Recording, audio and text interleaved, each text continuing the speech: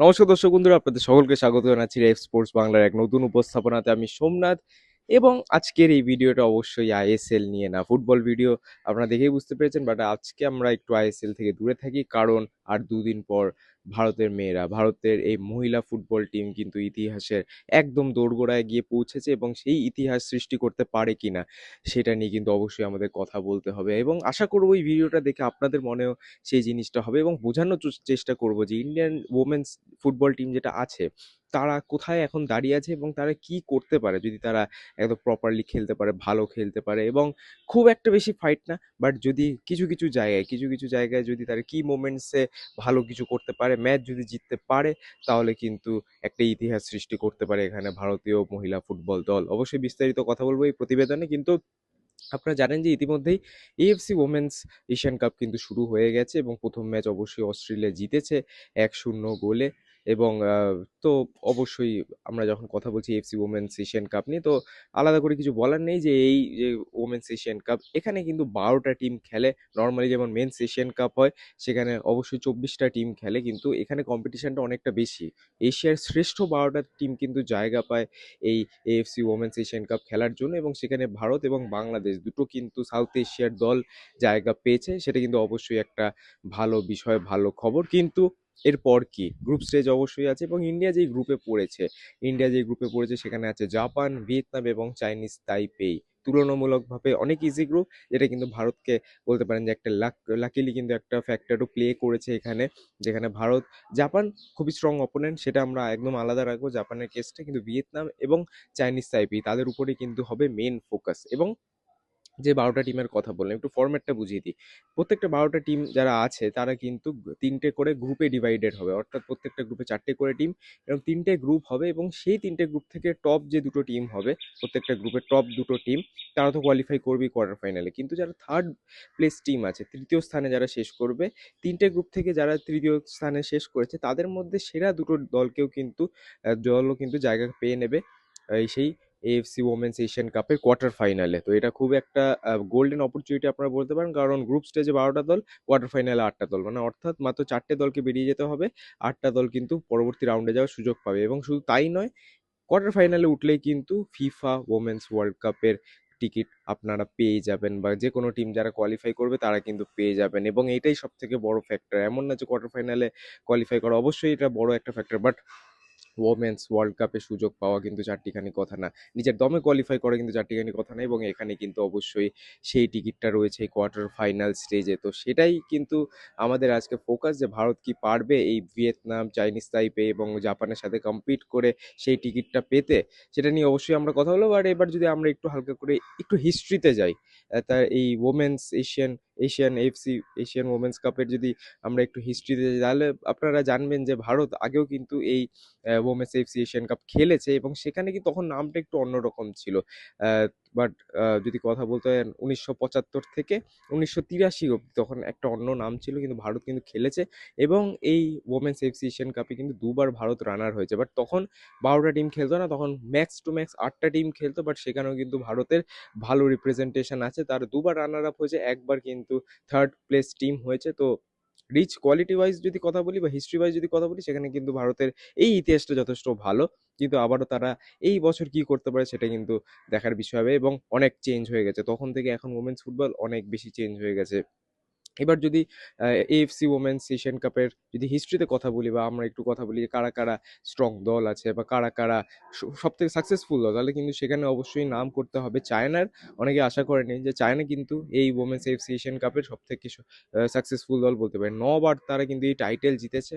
এবং তারপরে যদি কথা বলতে, তাহলে অবশ্যই আছে নর্থ কোরিয়া, তারা 3বার জিতেছে।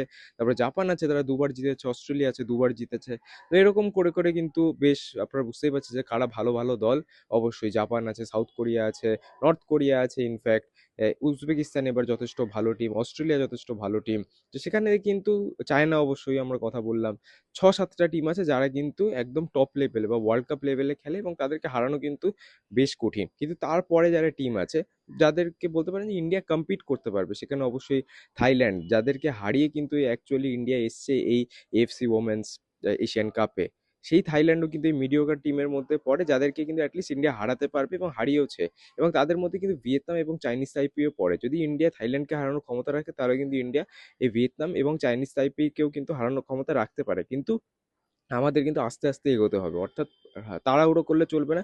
ইন্ডিয়ার যে প্রথম ম্যাচ, এই দুদিন পরে পরশুদিন তাদের প্রথম ম্যাচ 4 তারিখ ভিয়েতনামের বিরুদ্ধে, এবং সেই ভিয়েতনাম কিন্তু মারাত্মক ফর্মে আছে, ডেডলি ফর্মে আছে। কারণ ভিয়েতনাম তাদের লাস্ট 5টা না 6টা ম্যাচ কিন্তু টানা জিতে আসছে, এবং সাউথ ইস্ট এশিয়ার সাউথ ইস্ট এশিয়ার কিন্তু বেস্ট টিম এই ভিয়েতনাম। কারণ তাদের একটা টুর্নামেন্ট চলে, ওমেন্স টিমের নিয়ে তাদের একটা টুর্নামেন্ট চলে, এবং সেখানে কিন্তু তারা একদম মানে ওয়ান ওয়ে ট্রাফিক আমরা যেটাকে বলি, একদম প্রত্যেকটা টিমকে অপদস্থ করে কিন্তু তারা আসছে এই এএফসি ওমেন্স এশিয়ান কাপ খেলতে, এবং সেটা কিন্তু নজর রাখতে হবে। তারা ইন্দোনেশিয়াকে 5 গোল দিয়েছে, মালয়েশিয়াকে 7 গোল দিয়েছে, তো বুঝতেই পারছেন, এবং মায়ানমারকেও কিন্তু তারা 2-0 গোলে হারিয়েছে। যারা নিয়মিত ওমেন্স ফুটবল দেখে তারা কিন্তু জানবেন যে মায়ানমার যথেষ্ট ভালো টিম, ইন্ডিয়াকে ভালো মাত্রায় কম্পিটিশন দেয় তারা, তাদেরকে কিন্তু অনায়াসে 2-0 গোলে হারিয়েছে। অর্থাৎ খুব যে টাফ ভিয়েতনাম তা না, বাট এখানে কিন্তু সিস্টেম্যাটিক খেলতে হবে, ইন্ডিয়াকে কিন্তু বুদ্ধি করে খেলতে হবে।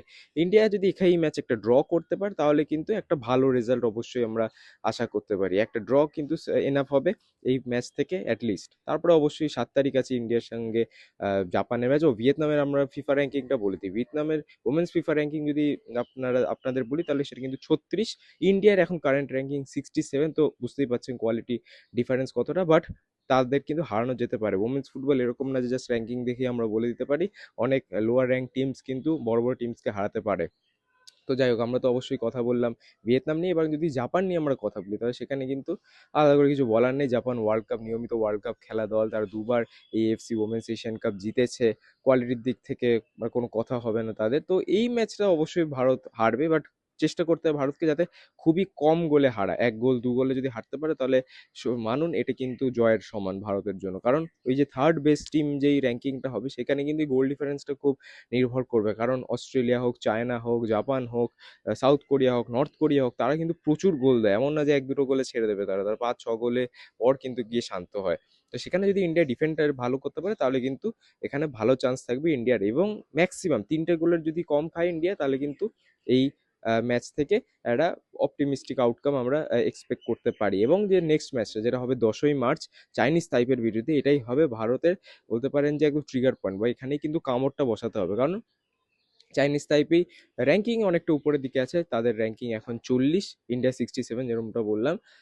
তাও কিন্তু চাইনিজ টাইপের যে রিসেন্ট ফর্ম আছে সেটা খুব একটা ভালো না। তারা কিন্তু জাপানের, যদিও চাইনিজ টাইপে অনেক ভালো ভালো টিমসের এগেনস্টে খেলেছে, তারা জাপানের বিরুদ্ধে খেলেছে, তারা মেক্সিকোর বিরুদ্ধে খেলেছে, এই উজবেকিস্তান, ইরান তাদের বিরুদ্ধে খেলেছে। বাট আগেন জাপানের বিরুদ্ধে তারা 4-0 গোলে হেরেছে। উজবেকিস্তানের কাছে, যারা বলতে পারেন যে একটা নতুন জায়ান্ট এই ওমেন্স ফুটবলে, উজবেকিস্তান তাদের কাছে 2-1 গোলে হেরেছে। ইরানের কাছে ড্র করেছে, বাট ইরান ইন্ডিয়ার যদি আমি কম্প্যারিজন বলি, সেটা কিন্তু খুব একটা বেশি নয়। ইনফ্যাক্ট যে কোনো দিন ইরানও কিন্তু ইন্ডিয়াকে হারাতে পারে, আবার অন্য আরেকদিন ইন্ডিয়াও কিন্তু ইরানকে হারাতে পারে। তো সেরকম যে খুব ডিফারেন্স আছে তা না।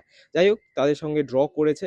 মেক্সিকোর সাথে আলাদা করে কিছু বলেনি, সেখানেও তারা বাজেভাবেই হেরেছে। তো এই চাইনিজ তাইপেই কিন্তু এমন একটা অপোনেন্ট যাকে কি যে যাদের কিন্তু হারাতে পারে ইন্ডিয়া, এবং এখানেই কিন্তু লাস্ট ইন্ডিয়াকে কামড়টা বসাতে হবে। ড্র যদি হয়, 2 পয়েন্টও যদি পায় ইন্ডিয়া এই ইয়ে থেকে, তাও কিন্তু বলতে হবে যদি থার্ড বেস্ট প্লেস টিমে যদি ইন্ডিয়া থাকতে পারে, তাও কিন্তু ভালো। বাট জেতার এখানে কিন্তু মোটিভ রাখতে হবে। 10 তারিখের ম্যাচ তাদের জিততে হবে চাইনিজ তাইপের বিরুদ্ধে।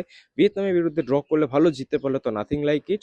এবং জাপানের বিরুদ্ধে যাতে একদম কম গোল খেয়ে ইন্ডিয়া ম্যাচটা হারে, অবশ্যই আমরা চাইবো যে ইন্ডিয়া যাতে ম্যাচটা জেতে। বাট আগেন যদি আমরা এখানে একদম প্র্যাকটিক্যালি কথা বলি, তাহলে অবশ্যই গোল কিন্তু কম খেতে হবে জাপানের বিরুদ্ধে। তো এইভাবে যদি থাকে, ইন্ডিয়া যদি 3-4 পয়েন্টে শেষ করে, তাহলে কিন্তু ইন্ডিয়া, আপনি বলে দিচ্ছি, ইন্ডিয়া কিন্তু কোয়ালিফাই করবে এখানেও ওমেন্স ফিফা ওয়ার্ল্ড কাপের জন্য। এবং এই থেকে বড় কিন্তু অ্যাচিভমেন্ট হতে পারে না আমাদের এই স্পোর্টটার জন্য, এই ফুটবল স্পোর্টটার জন্য, যেখানে কিন্তু ভারতে আপনারা দেখছেন কন্টিনিউয়াসলি মেন্স ফুটবল একটা অনিশ্চয়তা আছে। যেহেতু এই বছর ওমেন্স এফসি এশিয়ান কাপ হচ্ছে, তাই ওমেন্স ফুটবল নিয়ে অতটা অনিশ্চয়তা ছিল না। বাট সেটা যদি না হতো, তাহলেও কিন্তু ওখানে অনিশ্চয়তা হতো। বাট সেটার জন্য কি মেয়েরা কিভাবে ফাইট করবে, মেয়েরা কি আমাদের নাম উজ্জ্বল করবে, এটা কিন্তু অবশ্যই সময় বলবে। একটু যদি স্কোয়াডটা বলে দিই, বা ভারতের কতটা চান্স আছে এই এএফসি ওমেন্স এশিয়ান কাপের যদি কথাটা সেটা বলে দিই, তাহলে অবশ্যই ভারতের এবার যে মেইন যে স্ট্রেংথটা, সেটা কিন্তু রিলাই করছে পুরোপুরি মিডফিল্ডের উপরে, যেটা কিন্তু খুব ভালো বিষয়। কারণ এর আগে ভারতের এত স্ট্রং মিডফিল্ড আই গেস হয়নি এই এএফসি ওমেন্স এশিয়ান কাপে। ডিফেন্সে এই কথা বলি, মিডফিল্ডে অবশ্যই আমরা আসবো। গোলে যদি কথা বলি, অবশ্যই সেখানে আছে পান্থুই চানু, শ্রেয়া হুড্ডার মতো গোলকিপার, এবং পান্থুই চানু বলতে হবে এই ওমেন্স ফুটবলে কিন্তু গোলকিপিং পজিশনটা একটুখানি প্রবলেমেটিক, বাট সেই দিকে ইন্ডিয়ায় কিন্তু যথেষ্ট ভালো গোলকিপার পান্থুই চানু, একদম নিয়মিত ভরসা যোগাচ্ছে, এবং ক্যাপ্টেনও তিনি, ওয়ান অফ দ্য ক্যাপ্টেন্সও তিনি এই সাইডে। তো পান্থুই চানু অবশ্যই গোলে থাকবেন। যদি ডিফেন্সের কথা বলতে হয়, সেখানেও কিন্তু যথেষ্ট ভালো ভারতের ডেপথ আছে, সেখানে অবশ্যই সুইটি দেবী আছে, নির্মলা দেবী আছে, মার্টিনা থকচম আছেন। সাইড ব্যাকের যদি কথা বলি, সাইড ব্যাক এবং উইংয়ে কিন্তু ইন্ডিয়ার প্রচুর প্রচুর বেশি ডেপথ আছে, এবং এটাও কিন্তু একটা ভালো জিনিস। সাইড ব্যাকের যদি কথা বলি, তাহলে সেখানে সুস্মিতা লেপচা আছে, সঞ্জু আছে, সারিতা ইউমনাম আছে, আস্তা মোরাও আছে। এরকম কিন্তু অনেক প্লেয়ার আছে ইন্ডিয়ার কাছে। মিডফিল্ডের এবার আমরা যদি কথা বলি, তাহলে সেখানে অবশ্যই আমার যেটা ফেভারিট সেটা কিন্তু অবশ্যই একটা ৩ জনের মিডফিল্ড। যদি 4-3-3 খেলে ইন্ডিয়া, তাহলে এই ৩ মিডফিল্ড কিন্তু খুব কার্যকরী হতে পারে, এবং সেই মিডফিল্ডে যদি সবথেকে ভেটেরান কারো নাম বলতে হয়, তাহলে কিন্তু সেটা সেই বাংলার গর্ব, ভারতের গর্ব সঙ্গীতা বাসফোর। তিনি যা খেলাটা খেলেছেন এই কোয়ালিফায়ার্সে, এশিয়ান কাপ কোয়ালিফায়ার্সে, সেটা কিন্তু আপনাদের সকলেরই মনে থাকবে।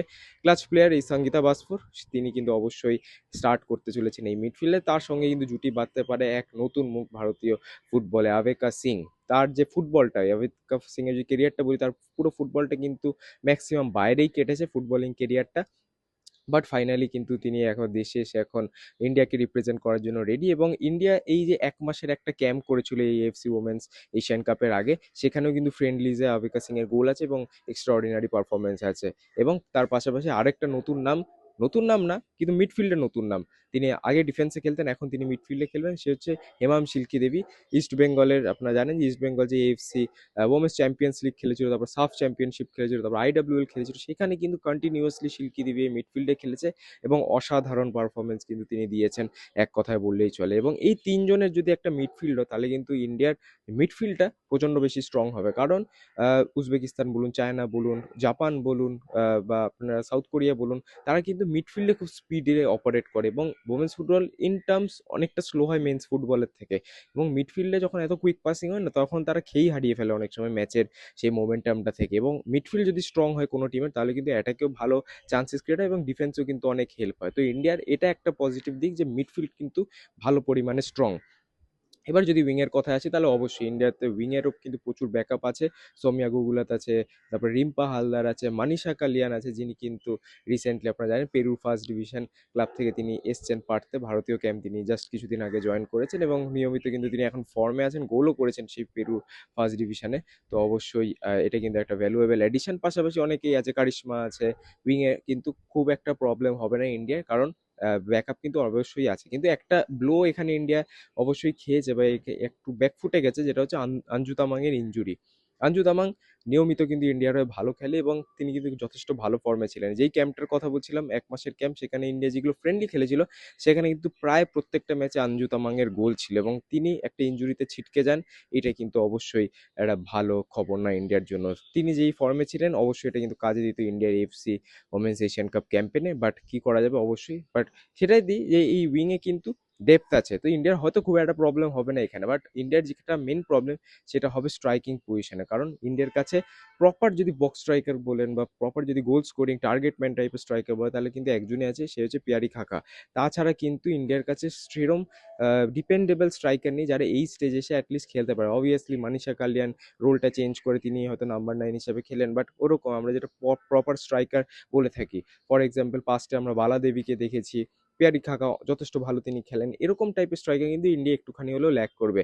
তাই পুরো দায়িত্বটা কিন্তু পড়বে পিয়ারির উপরে, এবং উইংয়ের উপরেও কিন্তু নির্ভর করতে হবে ভারতকে, যাতে তারা গোল স্কোর করতে পারে। অবশ্যই মিডফিল্ডে প্রচণ্ড কোয়ালিটি আছে, মিডফিল্ড থেকে ইন্ডিয়া চাইবে গোল করতে, বাট দেখতে হবে যে পুরো টিমটা একসাথে কিভাবে খেলে অ্যামিলিয়া ওয়ালভার্ডের এই কোচিংয়ের আন্ডারে। তারও জন্য একটা ডেবিউ হতে চলেছে এই এফসি এশিয়ান কাপে, বড় প্রজেক্ট। দেখা যাক অ্যামিলিয়া কি করেন এই ভারতীয় দলটাকে নিয়ে, এবং আমাদের তো অবশ্যই আশা আছে এই দলটাকে নিয়ে, কারণ পাস্টেও তারা বড় বড় চ্যালেঞ্জেস ফেস করেছে, সেই চ্যালেঞ্জেসকে টপকে কিন্তু তারা আরও বড় চ্যালেঞ্জের দিকে এগিয়ে গেছে, এবং আমরা আশা করব ভারত কিন্তু এবার ফিফা ওয়ার্ল্ড কাপের টিকিট পাবে অবশ্যই। এবং সেই যেদিন এই জিনিসটা হবে, সেই দিন কিন্তু অবশ্যই আবার আবার ভিডিও বানাবো আপনাদের জন্য, এবং এই দিনের কথা মনে করবো যেই দিন আমরা বলেছিলাম যে অবশ্যই ভারতের মেয়েরা কিন্তু পারবে। তো অবশ্যই আজকে ভিডিওটা এতটাই রাখি। আপনাদেরকে আরেকটা অনুরোধ অবশ্যই, যে পরশুদিন থেকে যে খেলাটা আছে ভারতের, এই খেলা 3টে খেলা কিন্তু দেখবেন, আপনারা ফ্যান কোডে সাবস্ক্রিপশন পেয়ে যাবেন এই এএফসি ওমেন্স এশিয়ান কাপের। বাট তাছাড়াও কিন্তু অন্য স্ট্রিমিং প্ল্যাটফর্মসে আপনারা দেখতে পারবেন, যদি অবশ্যই আপনার হোয়াটসঅ্যাপ গ্রুপে আছেন ইত্যাদি। বাট খেলাটা দেখবেন, এখানে অবশ্যই আইএসএল এর মতো আমরা বলবো না যে সাবস্ক্রিপশন নিন, বাট অবশ্যই খেলাটা দেখবেন। 4 তারিখ, 7 তারিখ এবং 10 তারিখ 3টে দিন খেলা আছে। প্রথম ম্যাচ 4 তারিখ ভিয়েতনামের বিরুদ্ধে, তারপরে ম্যাচ 7 তারিখ জাপানের বিরুদ্ধে, এবং তারপরে 10 তারিখ খেলা হচ্ছে চাইনিজ তাইপের বিরুদ্ধে। তো অবশ্যই এই 3টা ম্যাচ দেখবেন, ভারতীয় দলকে সাপোর্ট করবেন। এবং অসংখ্য ধন্যবাদ আবারও জানাই এই ভিডিওটা দেখার জন্য। আপনাদের সাথে অবশ্যই আবার দেখা হবে পরবর্তী ভিডিওতে। ততদিনে ভালো থাকবেন, সুস্থ থাকবেন এবং নমস্কার।